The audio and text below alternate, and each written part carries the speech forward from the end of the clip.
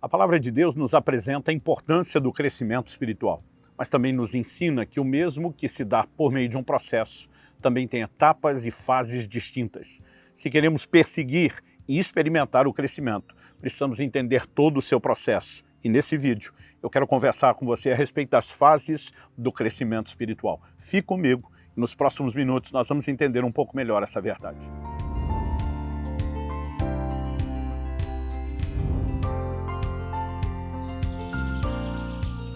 Estou hoje na cidade de Brusque, Santa Catarina, passando para trazer mais uma palavra ao seu coração. E o texto que eu quero usar como ponto de partida para a nossa reflexão aqui é Efésios capítulo 4, e eu quero ler junto do verso 11 até o 16, que diz: E ele mesmo a referência a Cristo, e ele mesmo concedeu uns para apóstolos, outros para profetas, outros para evangelistas, outros para pastores e mestres, com vistas ao aperfeiçoamento dos santos. Quero destacar essa ideia, aperfeiçoamento dos santos, para o desempenho do seu serviço, para a edificação do corpo de Cristo. A palavra edificação significa construção, crescimento, até que todos cheguemos à unidade da fé, do pleno conhecimento do Filho de Deus, ao estado de pessoa madura, à medida da estatura da plenitude de Cristo, para que não mais sejamos como crianças, arrastados pelas ondas, levados de um lado para outro por qualquer vento de doutrina, pela artimanha das pessoas, pela astúcia com que induzem ao erro. Mas, seguindo a verdade em amor, cresçamos em tudo naquele que é a cabeça, Cristo, de quem todo o corpo, bem ajustado e consolidado pelo auxílio de todas as juntas, segundo a justa cooperação de cada parte, efetua o seu próprio crescimento para a edificação de si mesmo em amor.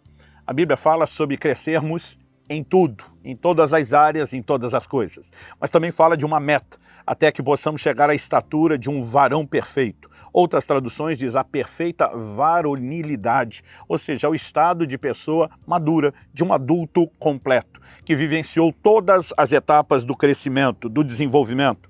Associado a isso, nós temos palavras no texto que demos destaque: aperfeiçoamento dos santos, né? Falamos também a respeito dessa necessidade de desenvolvimento que Deus produz em nós por meio dos ministérios que estabelece na igreja, com o propósito de que a gente não seja criança, mas sim adulto, ou seja, experimentarmos esse crescimento que não apenas nos beneficia, mas o texto diz que a igreja, o corpo de Cristo, consolidado pelo auxílio de todas as juntas, com a justa cooperação de cada parte, ele efetua o seu próprio crescimento para a edificação de si mesmo em amor. Quando crescemos quanto indivíduos, somos beneficiados, mas a soma do crescimento de cada indivíduo permite que toda a igreja, todo o corpo de Cristo seja beneficiado. E quando falamos de crescimento espiritual, nós não podemos limitar isso somente à parte que nos toca. A parte que nos toca, ela começa primeiro.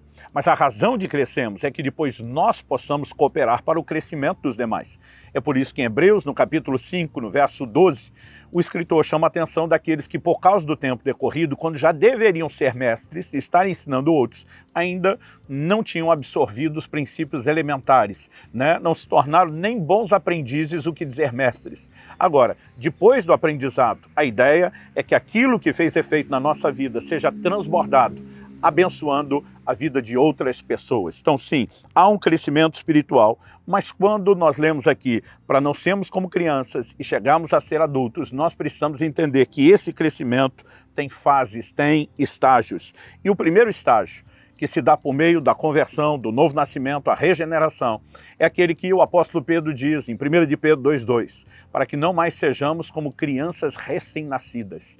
Quando temos a experiência da conversão, podemos, do lado de fora, olhando o corpo, a mente de alguém, reconhecer ali um adulto. Mas espiritualmente, nós temos uma criança. Uma criança que precisa de um nível de dieta compatível com a fase em que está. É por isso que ele fala sobre desejar leite para crescimento. Ao longo do tempo, o alimento será necessário para o crescimento. Mas descobrimos também, observando qualquer criança em desenvolvimento, que não basta apenas esperar que o tempo produza seu resultado, cooperar com o tempo dando alimento. Existe também a necessidade de exercício, de movimentação para desenvolvimento do corpo, porque senão mesmo sofrerá atrofia. Todas essas coisas são usadas como paralelos para o plano espiritual, seja no ensino do apóstolo Paulo, ou no ensino do apóstolo João, nós vemos os distintos estágios do crescimento, que vão desde a criança até a fase adulta.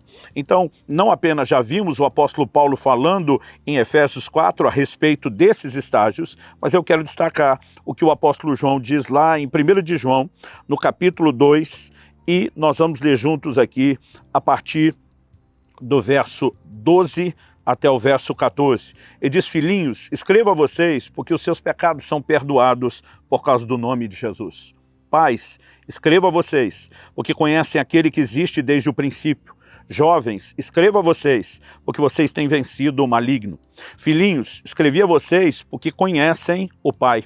Pais, escrevi a vocês porque conhecem aquele que existe desde o princípio. Jovens, escrevi a vocês porque são fortes, a palavra de Deus permanece em vocês e vocês já venceram o maligno. Quando ele usa a terminologia filhinhos, pais, jovens, pode parecer à primeira vista que ele está dividindo a igreja em faixa etária.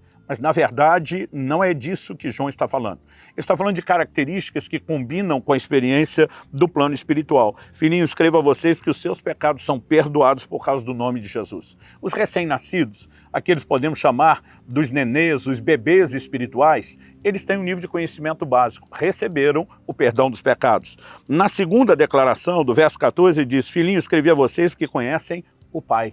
Né? Ou seja, começaram a descobrir a paternidade de Deus que o gerou. O nível de conhecimento é básico.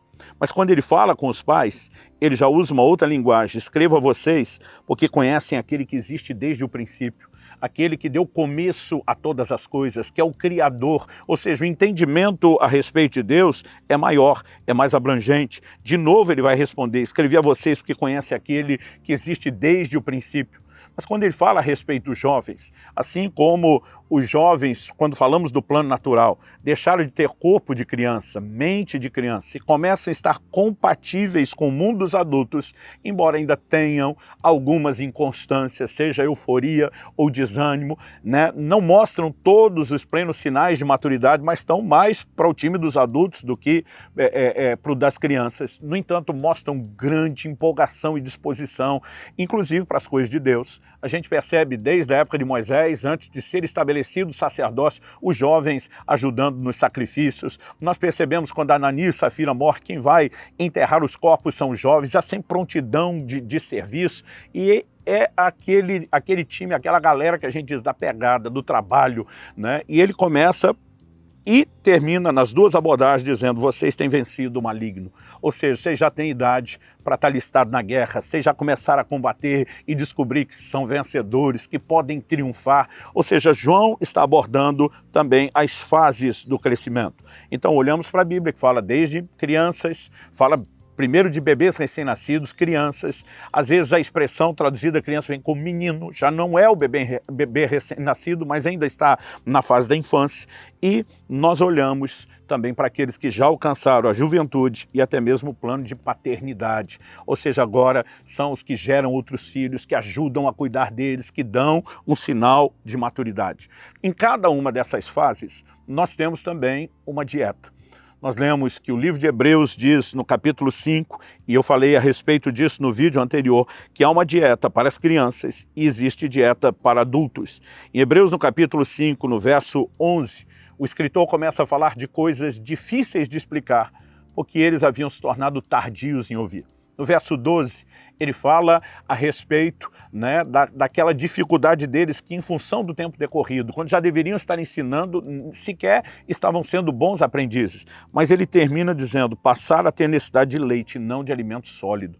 Ou seja, vocês estacionaram na fase da infantilidade e na alimentação que pertence a ela. E diz: o que se alimenta de leite é inexperiente na palavra da justiça, porque é criança. Mas o alimento sólido é para os adultos, para aqueles que pela prática têm as suas faculdades exercitadas para discernir não somente o bem, mas também o mal, né? Então, a Bíblia não está falando só de conhecimento, mas de um nível de discernimento prático no dia a dia, para conseguir separar o que é bom, né, daquilo que é mal, aquilo que nos abençoa e é edificante, daquilo que é nocivo e prejudica a caminhada.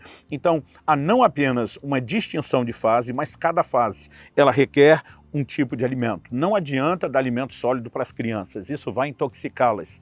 Mas as crianças não podem permanecer para sempre se alimentando só de leite. Em algum momento, a transição precisa acontecer. Mas somado a isso, eu também falei da importância, né, de que a gente coloque o elemento exercício. Quando você olha para uma criança, a mão dela é pequena, mas além de precisar do crescimento de tamanho, o que vai precisar de alimento, de tempo, ela também vai precisar desenvolver coordenação motora. Isso é por meio da prática.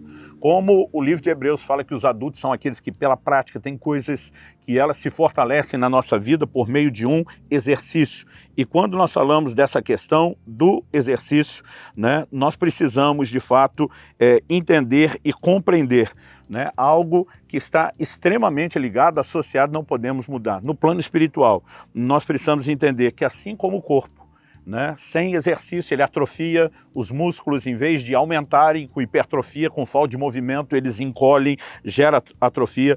A Bíblia fala de uma mente que é exercitada, nós vimos isso em Hebreus no capítulo 5, no verso 14, e nós também sabemos que existe exercício no plano espiritual. Em 1 Timóteo 4,7 diz, exercita-te pessoalmente na piedade. O exercício fortalece a musculatura espiritual. Crentes, por exemplo, que exercitam sua fé, eu gosto de dizer que fortalecem a musculatura da fé. Um bom exemplo, uma boa alegoria, sem contar que há elementos, desde a leitura bíblica, da vida de oração, que se tornam exercícios práticos para o nosso crescimento. Quando combinamos o tempo associado ao desejo de crescer, a essa resposta, né, que nos permita transicionar de fase, mudando de alimento, sem parar de receber continuamente o alimento, se exercitando e dando a devida resposta para que o alimento faça o seu devido efeito, haverá diferença. Então que Deus nos ajude a entender e a corresponder, para que não apenas busquemos a herança dos filhos, para que não apenas buscamos a maturidade necessária para chegar lá, que isso aconteça conosco não apenas entendendo o crescimento espiritual, mas como ele se dá, quais são as suas etapas, e que a gente cresça em tudo para a glória de Deus.